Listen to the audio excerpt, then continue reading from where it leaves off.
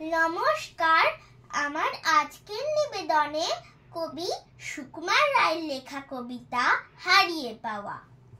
ঠাকুর দাদার চশমা কোথা?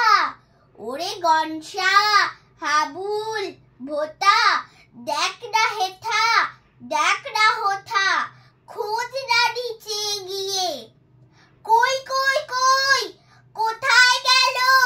টেবিল টানো, ডেস্ক ঠালো, ঘর দোর সব উল্টে ফেলো, খোঁচাও লাঠি দিয়ে।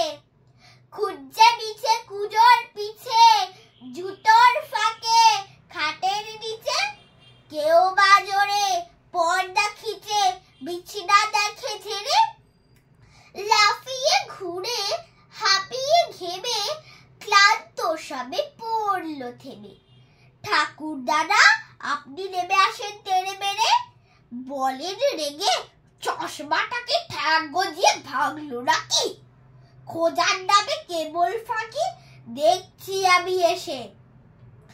যেমন বলা দারুণ রোষে, কপাল থেকে অমনি খসে, চশমা পরে তক্ত পোষে, সবাই ওঠে হেসে।